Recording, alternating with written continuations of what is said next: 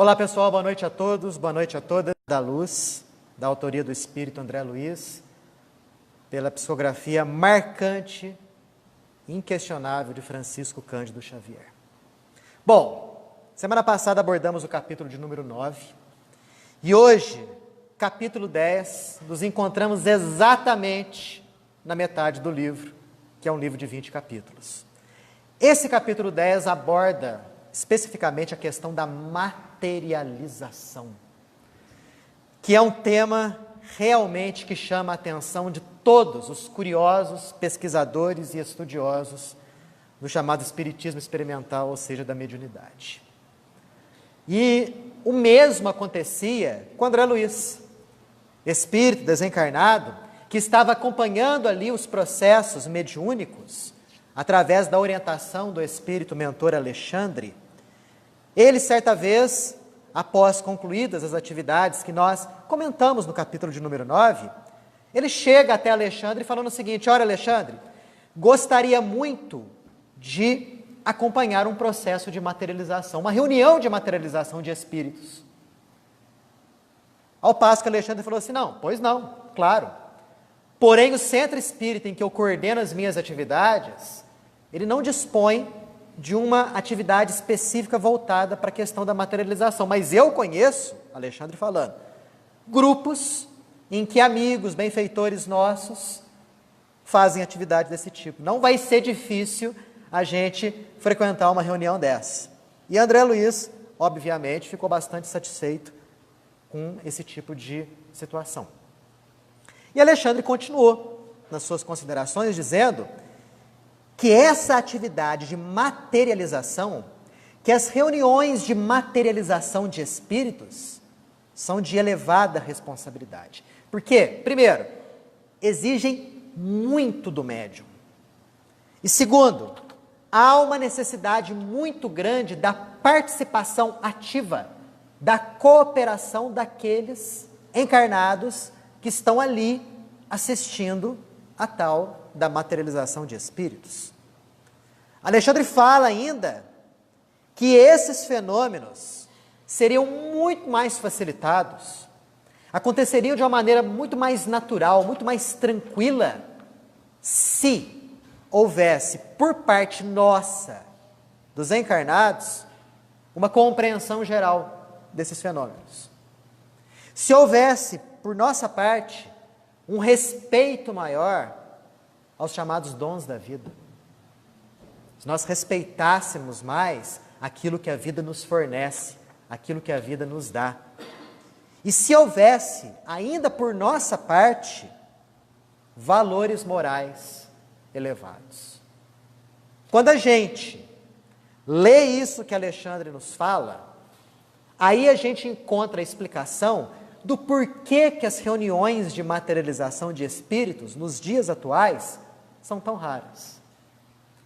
Eram até comuns no início da divulgação do espiritismo, na codificação de Allan Kardec, e após ele, vários pesquisadores, cientistas surgiram que pesquisaram profundamente o fenômeno da materialização de espíritos, se notabilizando nesse contexto William Crookes, que investigou as materializações do espírito Kate King.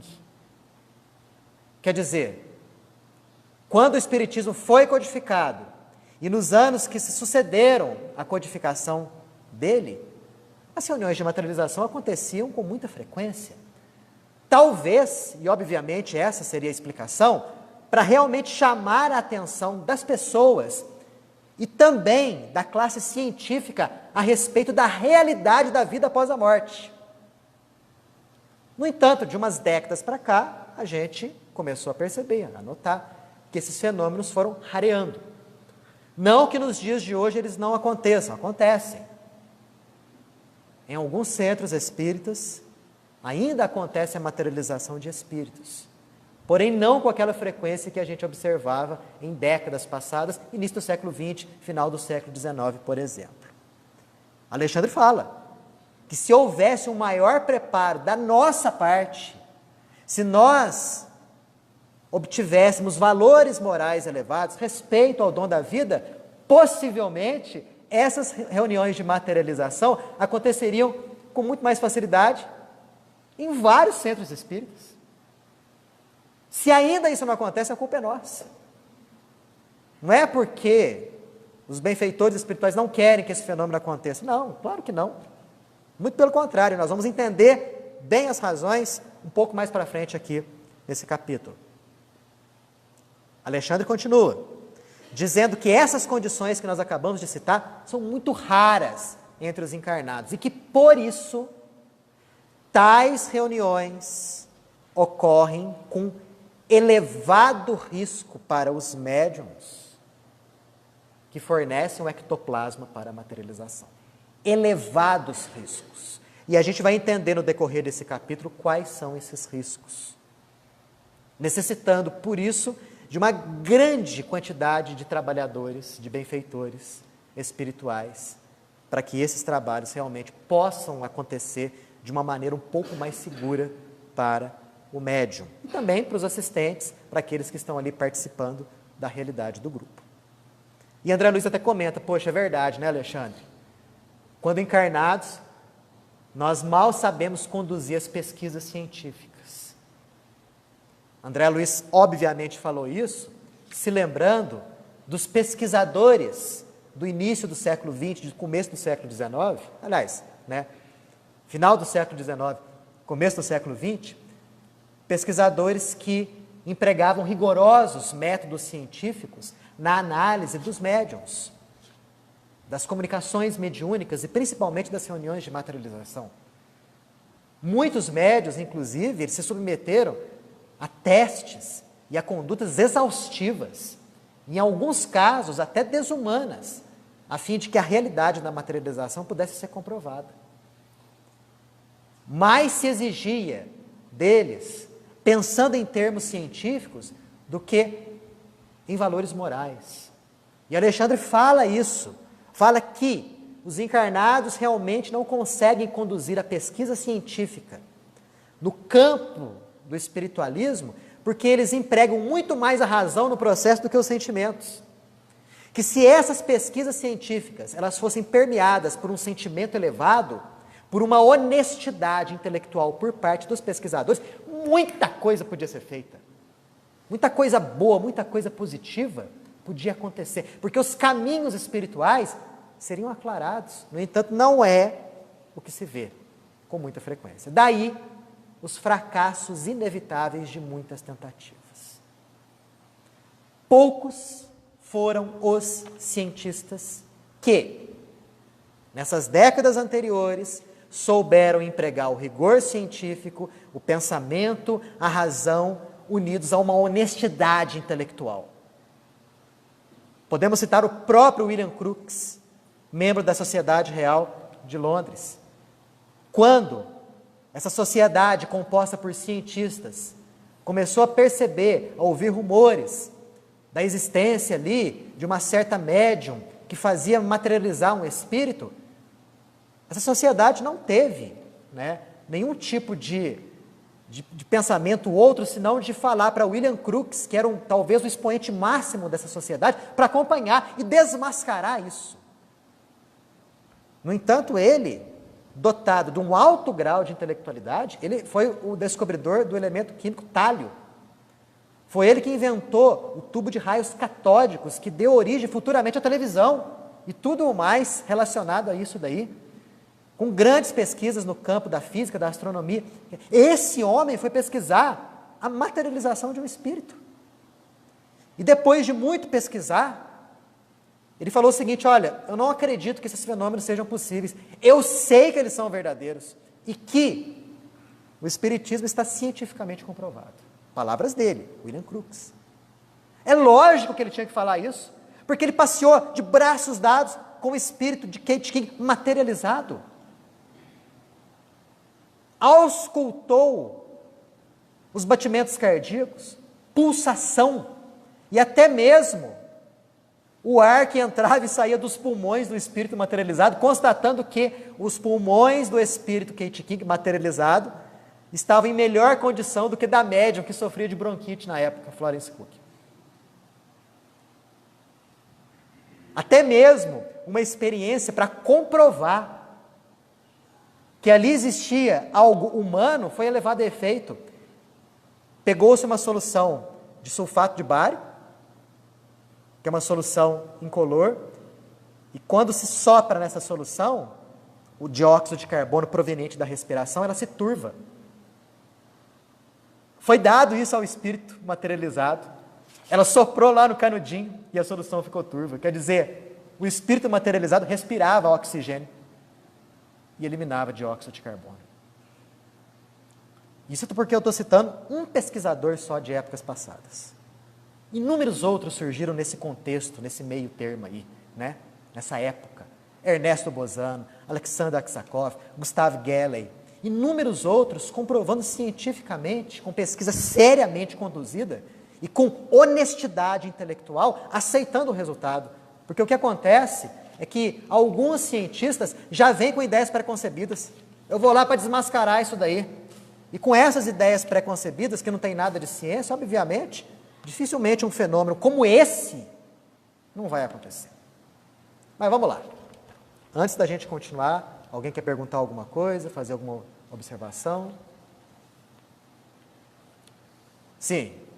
Eu já comentei com você que, não lembro agora quando foi, tem um estudo que foi feito na Inglaterra, acho que é Scopes, alguma coisa assim, onde eles comprovaram cientificamente vários fenômenos. Vários fenômenos. E isso é recente. Sim. Olha, a partir do momento em que os cientistas se debruçarem com honestidade intelectual, claro que não são todos, tem gente muito honesta e muito capacitada, né, que realmente investiga seriamente o fenômeno. Mas a partir do momento que isso se generalizar, nossa, muita descoberta, muita constatação vai surgir aí. Basta até achar a tal da boa vontade, né? Bom, mas e aí, chegando o momento da tal da reunião de materialização, que André Luiz estava doido para ver. Chegaram no local da reunião. Era uma casa, André Luiz escreve isso, uma casa residencial, onde a reunião especial ia acontecer. Ia acontecer às 9 horas da noite, eles chegaram com 50 minutos de antecedência. Quer dizer, os encarnados não tinham nem chegado, os desencarnados já estavam lá há muito tempo preparando o ambiente. O que acontece conosco aqui no Centro Espírita, né? A gente chega aqui direitinho, alguns minutos antes, mas os nossos irmãos, os benfeitores espirituais, já prepararam o ambiente desde há muito tempo. Chegaram 50 minutos antes, e André Luiz percebeu a enorme movimentação de desencarnados ali naquele ambiente. Entrando, saindo, tal, vários colaboradores, todos eles supervisionados por um espírito que, segundo André Luiz, era hierarquicamente superior a Alexandre, chamado Calimério. Chegaram lá, foram recebidos afetuosamente por Calimério, né? Foram abraçados, né? E Alexandre falou, ó, nós estamos aqui para poder mostrar como se processa um trabalho de materialização para o nosso amigo aqui, André Luiz. Mas a gente quer trabalhar também, nós queremos, né, dar a nossa cota de contribuição aí à atividade. Calimério foi muito gentil, falou assim, não, o trabalho é de todos nós, né? E observar para realizar esse serviço divino. Que frase bonita, né? Quando a gente observa, não simplesmente por mera curiosidade, mas para realizar mais para frente, isso daí é serviço divino. E André foi, pesquisador como é, perceber que naquele ambiente, até mesmo ao derredor da casa, não existiam espíritos sofredores. Espíritos que ele já havia percebido na entrada daquele centro espírita que ele havia frequentado, nos capítulos anteriores. E ele fala isso para Alexandre, poxa Alexandre, eu não percebi nenhum espírito sofredor, né? Aqui nas imediações. E Alexandre falou, não, realmente, mas não pode ter. Não pode ter, porque essa reunião é uma reunião especial. Não é uma reunião propriamente de caridade, mas uma reunião para demonstrar a sabedoria divina. É assim que Alexandre fala. E André até percebeu que os benfeitores, os trabalhadores da tarefa, eles estabeleceram um cordão de isolamento magnético 20 metros em derredor da casa. Quer dizer, na casa onde ia acontecer o trabalho de materialização, os benfeitores espirituais marcaram um perímetro de 20 metros ao redor. Um cordão de isolamento energético. Um verdadeiro campo de forças. Para que nenhum espírito sofredor, que emite pensamentos de baixo nível, possa chegar. E é isso que Alexandre fala. Devemos ter o máximo cuidado para que os pensamentos baixos não afetem a saúde física dos encarnados e nem a pureza do ectoplasma. Então, começam a perceber aí, nós começamos a perceber, por que essas reuniões são raras? Porque dependem muito da pureza de pensamentos. Não só dos desencarnados, mas principalmente dos encarnados que vão fazer parte da reunião. Quer dizer, o encarnado que vai fazer parte dessa reunião, obviamente, ele não vai ver nada de círculo de proteção magnética. Ele não vai ver isso, ele vai passar por aquilo ali e vai assistir a reunião. Mas se ele for portador de um pensamento baixo, ele vai atrapalhar. E muito o bom andamento da reunião. Todo perigo, segundo Alexandre, está na ausência de preparo dos encarnados. Ausência de preparo em termos morais. E olha só o risco. Olha o risco.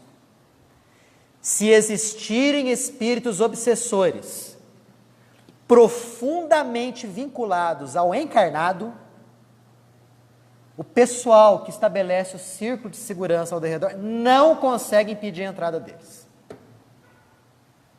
Quer dizer que se eu for um encarnado que vai frequentar uma reunião de materialização e tiver um espírito obsessor perfeitamente integrado em mim, grudado comigo, enlaçado com o meu psiquismo, eu vou para essa reunião e vou levar junto o meu obsessor de estimação.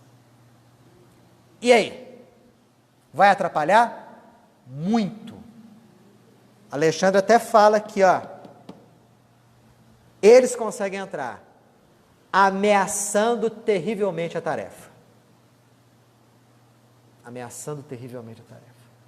Daí a importância da seleção nos dedos daqueles que participam de uma reunião como essa. Alexandre até pega o gancho, né? Por isso que tais reuniões são raras.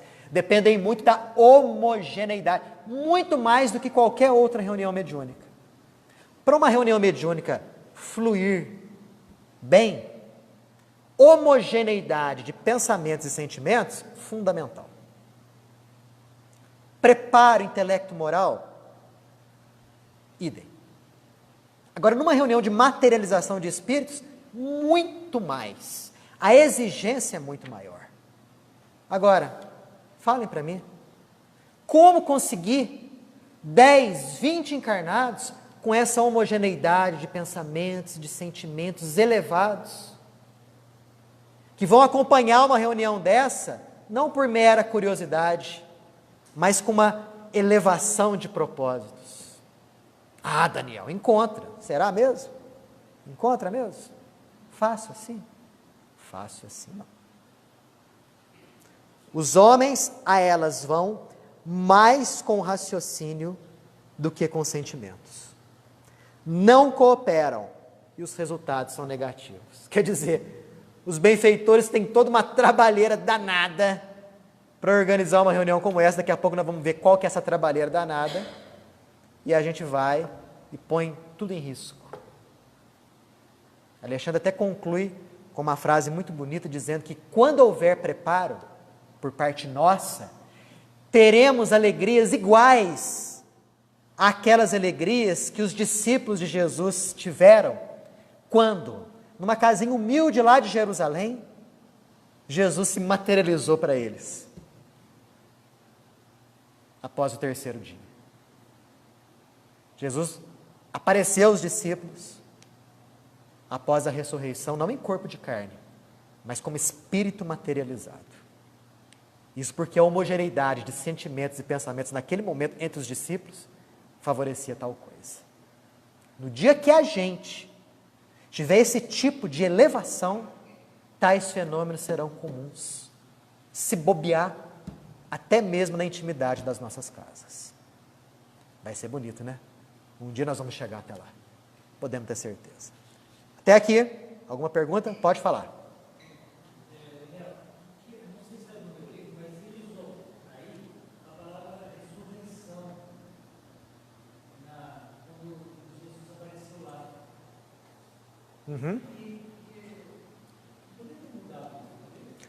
É porque a gente tem que atentar para o que significa a palavra ressurreição.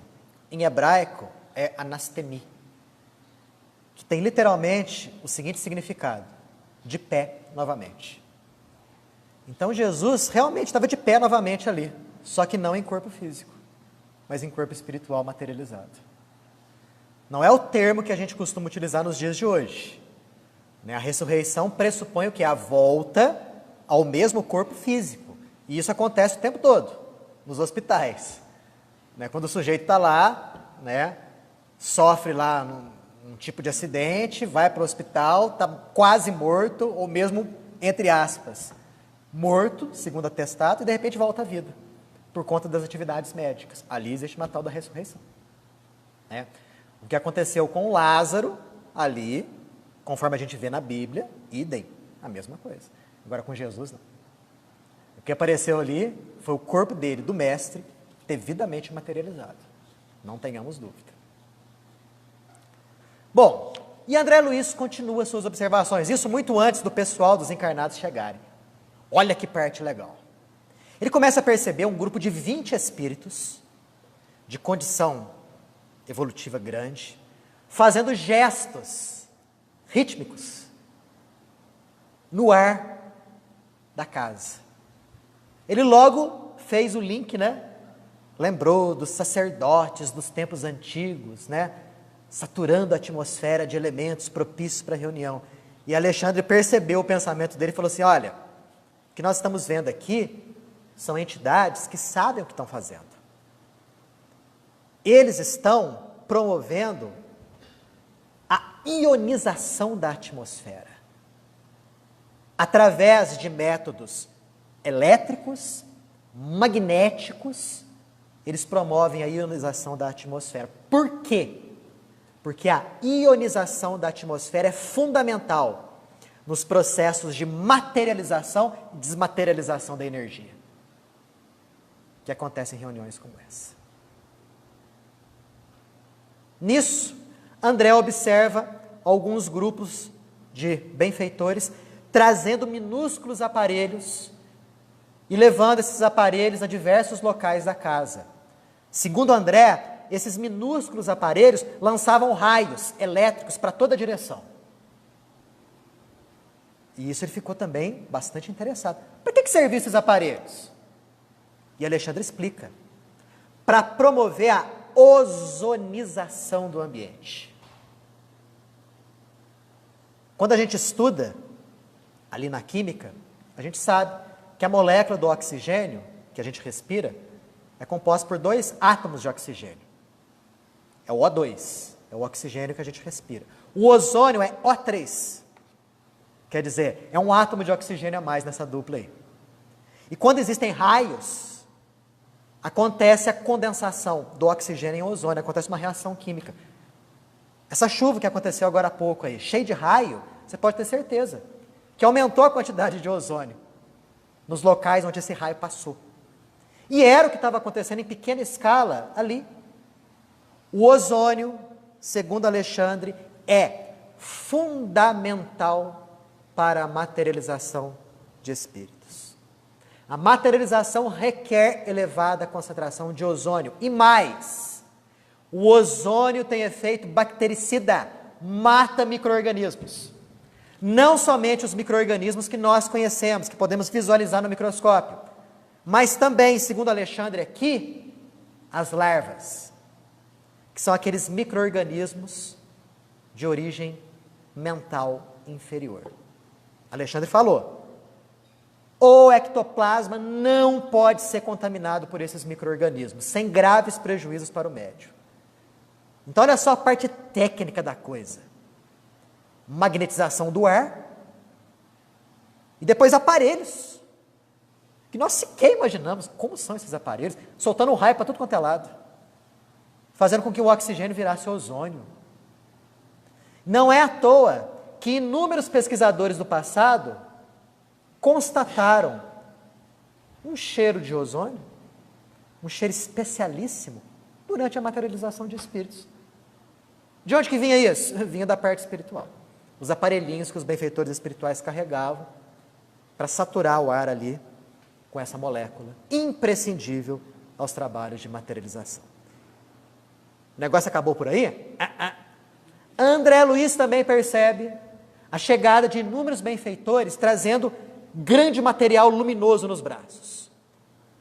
Segundo Alexandre, esse material luminoso era extraído da natureza, das plantas, das águas, e esse material era estruturado em número reduzido de vibrações, e eles iam ser utilizados também na materialização ali, naquela reunião de materialização.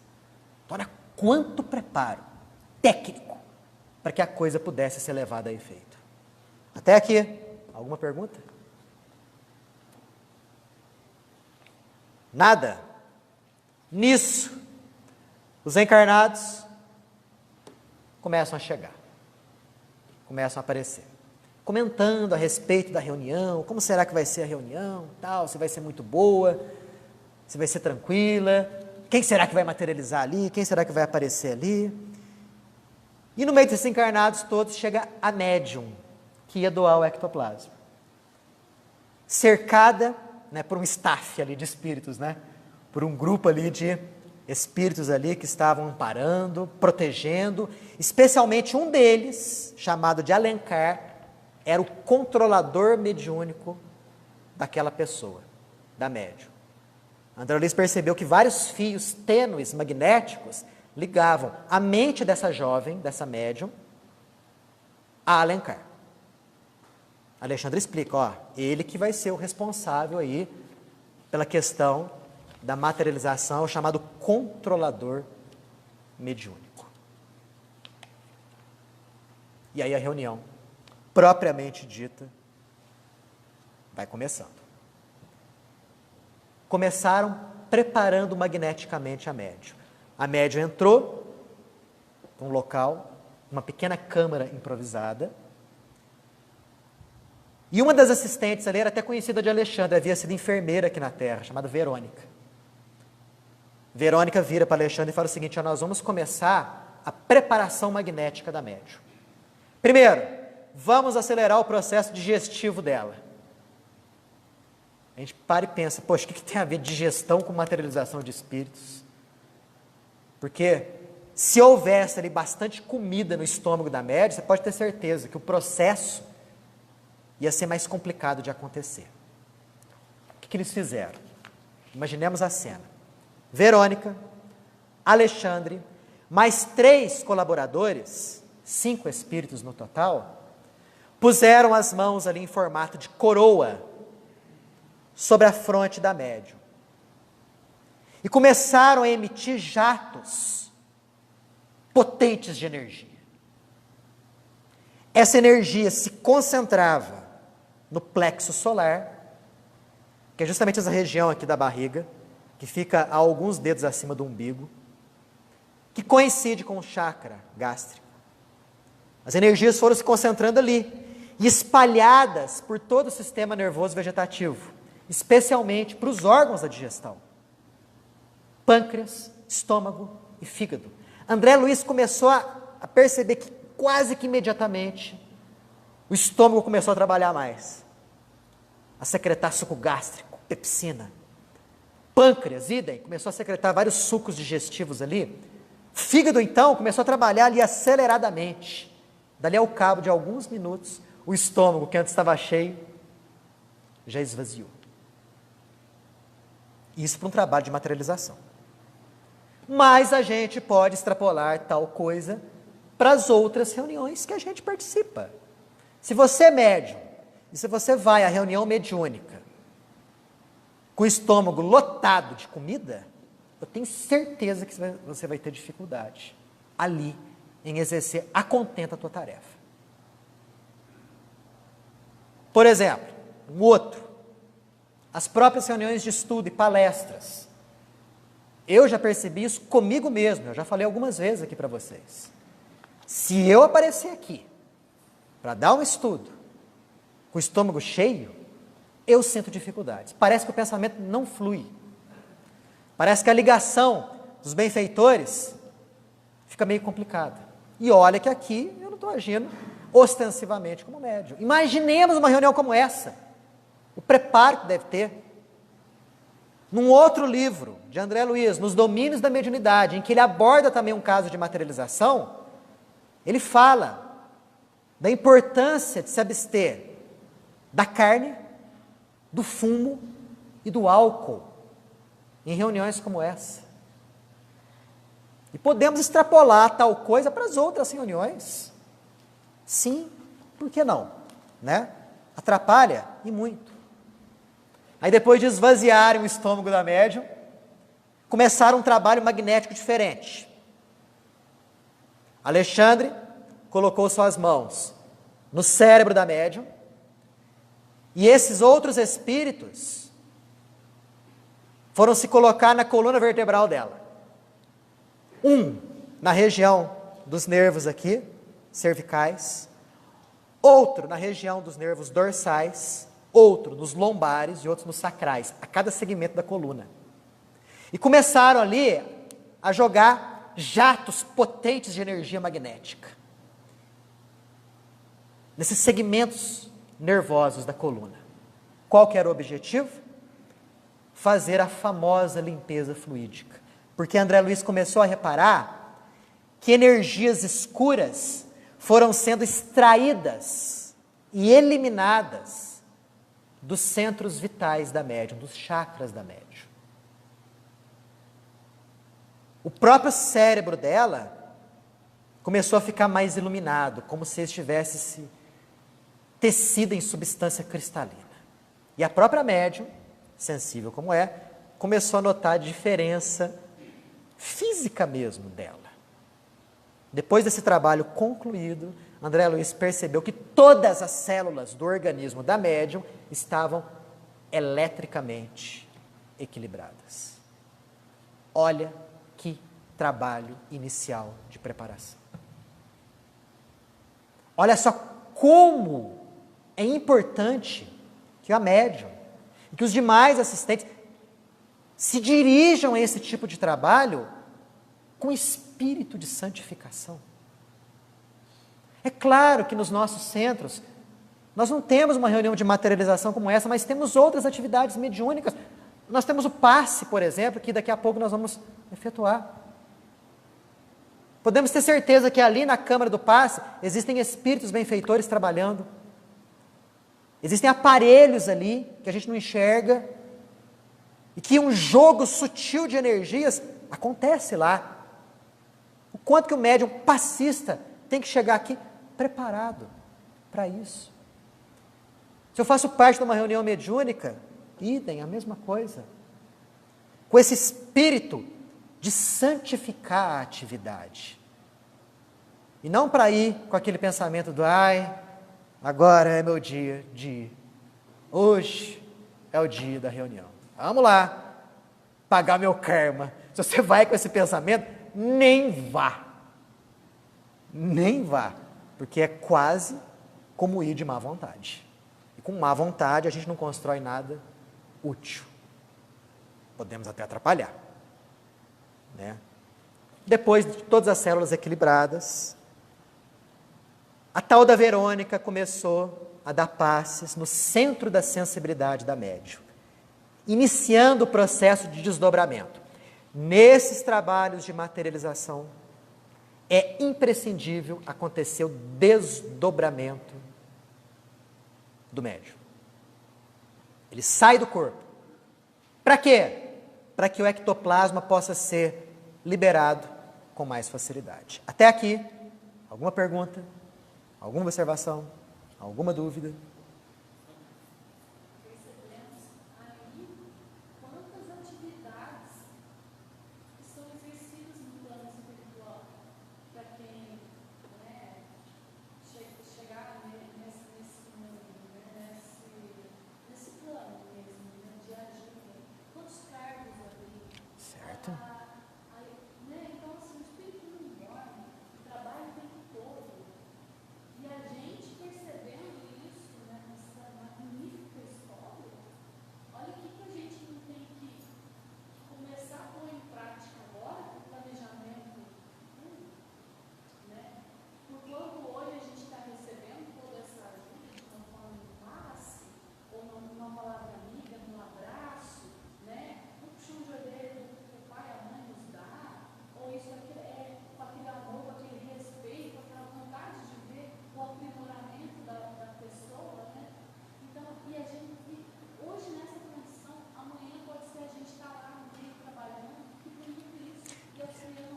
Bonito demais isso. Né? Como você mesma disse, lá do lado de lá, existe todo um processo de preparação técnica para esses espíritos poderem atuar. Isso não se improvisa. Pode ter certeza, são anos e anos de estudo na realidade espiritual, um estudo aliado à prática, a observações, a estágios. Assim como nós aqui, né, nos preparamos intelectualmente e em termos práticos para as atividades que nós iremos exercer na nossa profissão, frequentamos estágios, ganhamos experiência, até agir por conta própria, do lado de lá o negócio é muito mais rigoroso, muito mais aprimorado. Né? Então a ideia de que morreu e descansou, ou que o espírito quando desencarna imediatamente já fica senhor de todo conhecimento, esquece, isso não existe, gente. É muito trabalho, é preparação, é dedicação à tarefa.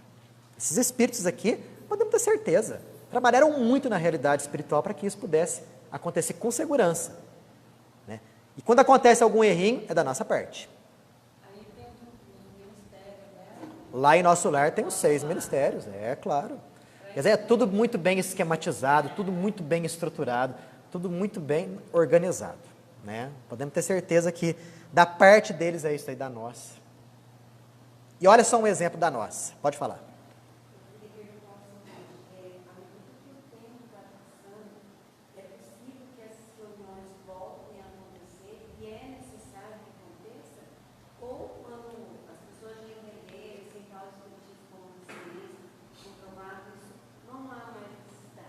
Alexandre fala aqui que aguarda-se o tempo, que no futuro da humanidade reuniões como essa aconteçam com muita mais frequência. E vai render impactos muito grandes para a questão religiosa, para a questão filosófica, porque ali você vai ver um espírito materializado. Aquelas filosofias destrutivas e negativistas não vão ter mais base para existir. Aquelas religiões que falam que morreu o indivíduo, né, fica dormindo ou acabou para depois ressuscitar, vendo o espírito materializado ali, como ficarão? A própria questão, né, científica, o quanto que a ciência vai ser enriquecida na abordagem técnica do plano espiritual. Mas para isso acontecer, a humanidade como um todo tem que crescer, se elevar moralmente, espiritualmente, a fim de que possa proporcionar condições adequadas para que esse processo, com facilidade, com naturalidade, com segurança, possa acontecer. Alexandre fala isso. Não vamos deixar os encarnados abusarem dos valores espirituais como eles abusam dos valores materiais. Um exemplo, a energia nuclear. Foi nos permitido o processo de conhecimento da desintegração do átomo para gerar energia para fins benéficos. O que a gente fez? Construiu bomba atômica. Agora imaginemos um processo como esse de liberação de ectoplasma, com produção de espíritos materializados em mãos nocivas. O que eles podem fazer? Podem fazer com que um indivíduo ou um espírito se materialize num país vizinho, a fim de pegar, por exemplo, informações ultra confidenciais. Vamos imaginar? Isso pode acontecer na questão da imaginação? Não é nada impossível. Então, por isso que o plano espiritual preserva reuniões como essa. Só de maneira pontual, em grupinhos muito fechados. Mais ou menos isso daí. Eles nos dão o alimento que a gente consegue assimilar. Né? Quando a gente tiver um pouco mais preparado em termos morais, reuniões como essa, pode ter certeza, vão se multiplicar. Por isso que ela foi divulgada, você não tinha teve alguns cientistas que presenciaram, mas isso não cai no grande público. Sabe por que não cai, Lenise, no grande público isso?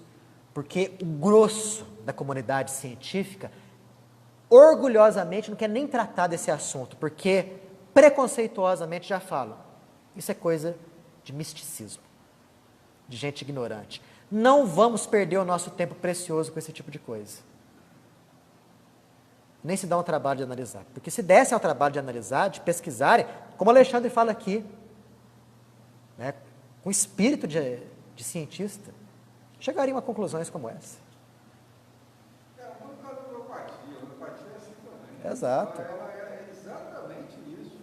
Eles não se dão ao trabalho de pesquisar porque tem um preconceito muito grande. Porque se pesquisar, se comprovar toda a eficiência. Poxa, e como não? É a mesma situação. É a mesma situação. É aquela questão do preconceito científico. E preconceito e ciência não se casam. Se tem um ramo que não pode ter preconceito nenhum, é ciência. Você ter uma ideia pré-concebida a respeito de algo, não, você tem que pesquisar e aceitar o resultado, seja ele qual for. Né? Que foi um dos maiores homeopatas, ele foi pesquisar porque ele não acreditava. Já não foi comprovar para descartar ele. É o mesmo caso do William. Quando ele viu, ele foi um dos maiores homeopatas. Pois é. Mas a criança vai mudando com o tempo, né? Porque grandes partes Com da certeza. cadeia de espiritualidade. Com certeza, as coisas estão melhorando. Na época de André Luiz, há 70 anos atrás, menos. Agora, o negócio está avançando. A passos lentos, não resta dúvida. Mas a coisa está caminhando de uma maneira bastante forte para que esse futuro que Alexandre falou aqui um dia chegue. E vai chegar. Não resta dúvida. Mas vamos lá, pessoal. Está chegando a nossa hora. Vamos. Eu percebo assim que as coisas estão mudando muito rápido. Eu vejo assim, a homeopatia, os produtos orgânicos, coisa que antigamente fazia colocando, a medicina natural, está colocando bastante isso, a gente vê muito isso. E também tem a questão do Chico, quando ele falou no Pinga Fogo, né, que as coisas iam mudar, e isso daí ia começar a acontecer depois da data limite se passasse. Ele falou que a coisa ia ser assim, maravilhosa. E a julgar que essa questão da data limite seja realmente isso, né? Vai ser uma maravilha. Faltam só 3 meses, né? Mas daqui a pouco não vai acontecer assim. Não, vai ser um negócio, um processo. Porque se você perceber o seguinte, de 20 anos de 40 anos para cá, 50 anos, tinha parado o tempo. Entendeu? 50 anos para cá, acelerou demais. Vamos ter grandes surpresas mais para frente. Só um segundinho, deixa eu só dar uma acelerada aqui. Como a gente está falando da questão do despreparo nosso, de repente André Luiz percebe o choque antagônico de vibrações. 2 servidores chegam lá de fora e falam para o Alencar: Senhor P está chegando. E não coloca o nome da pessoa, chama Senhor P, P ponto, né? Senhor P está chegando. Daí, ele ingeriu alcoólicos em abundância. Aí Alencar fica preocupado. Puxa, temos que isolar esse sujeito. Vamos lá. E todo mundo foi até a porta para receber o Senhor P. E chega o tal do Senhor P. André Luiz olha para o sujeito, muito bem posto, muito bem vestido, não apresentava sinais de embriaguez, parecia estar bem, equilibrado. Eu falei assim, mas o que esse homem tem? Está bem. Aí Alexandre falou o seguinte: negativo. Ingeriu alcoólicos em abundância. Se você perceber, você vai começar a reparar a emissão do álcool pelas narinas, pela boca e pelos poros dele. E o álcool é extremamente nocivo ao material ectoplásmico que vai ser produzido pela médium. Temos que isolar esse Sr. P. O Sr. P sentou na cadeirinha lá, imediatamente um grande número de trabalhadores, de benfeitores espirituais, se acercaram e envolveram o Sr. P para isolarem a influência dele. Olha a trabalheira que o Sr. P causou. Para que foi lá? Né? Para que ele foi lá? Quer dizer, tirou força de trabalho de um tanto de gente para poder ser anulado. Isso acontece em reuniões mediúnicas? Podemos ter certeza que sim. Às vezes chegamos despreparados e ao invés de sermos elementos de colaboração, somos elementos de perturbação.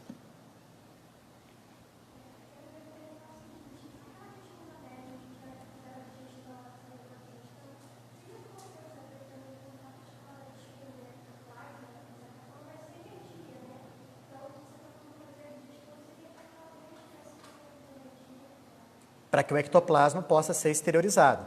Porque a gente sabe que todo o processo, até a física fala, todo trabalho, toda atividade tem que ter energia. Quer dizer, a energia vai ser gasta ali no processo de digestão e deixa de ser utilizada no processo de liberação de ectoplasma ou aproveitada nisso. Provavelmente é isso aí. Alexandre fala isso, que se o momento ali fosse um momento de trabalho voltado à caridade, o senhor P podia ser atendido, mas as atividades eram outras. Eles não podiam atender caridosamente o senhor P ali. Eles tinham que imediatamente isolar a influência nociva dele. A reunião ali tinha outro teor. Era diferente de outras reuniões, como reunião de estudos, enfim, que não eram reuniões de materialização. E aí, o negócio realmente começou a acontecer.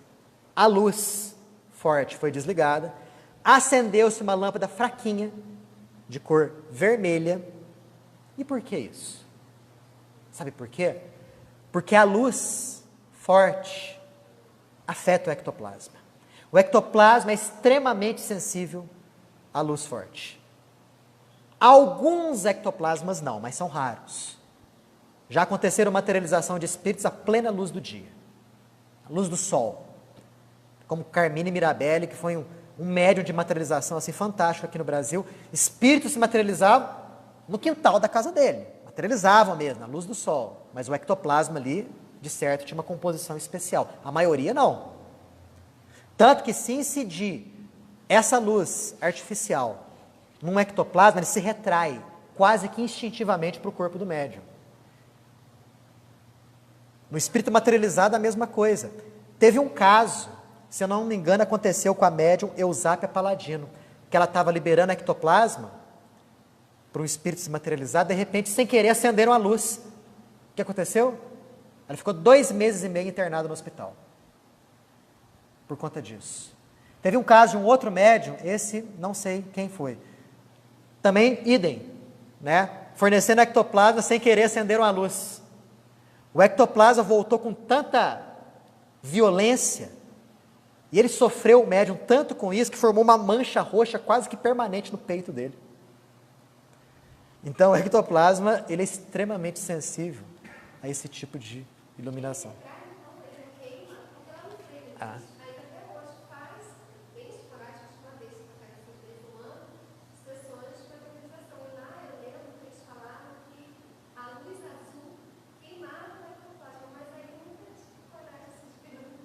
Ele retrai. Instintivamente para o corpo do médium. Por quê? É uma energia que o médium precisa para se manter vivo. Né? E está ali sem nenhuma proteção orgânica, vamos dizer assim. Por isso que tal coisa acontece. E aí o que aconteceu?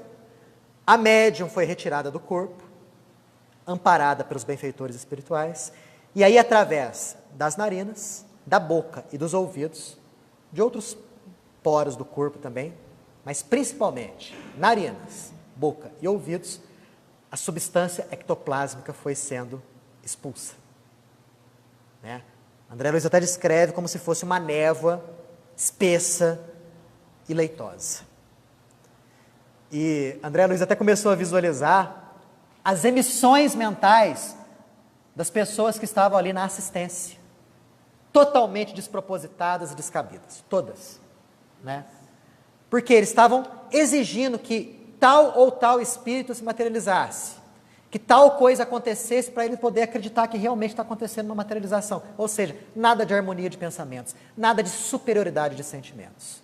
O negócio estava tão complicado, a desarmonia vibratória era tão intensa, que Calimério, que era o diretor da reunião, virou para o Alencar e falou o seguinte: pede para esse pessoal parar de concentrar, fazer música, cantar. Só que Alencar estava por aqui de serviço. Falou para Alexandre: pelo amor de Deus, me ajuda. Aí Alexandre falou para André Luiz: vamos improvisar a garganta ectoplásmica. O que será, hein? Alexandre pega um pouquinho de ectoplasma ali, coloca na mão e fala assim: André, me ajude a mentalizar os tecidos cartilaginosos, as cordas vocais de uma garganta. E nisso, Alexandre ficou totalmente absorto naquela tarefa, quase que de né, de esculpir uma garganta ectoplásmica. Porque o ectoplasma é profundamente sensível às criações mentais.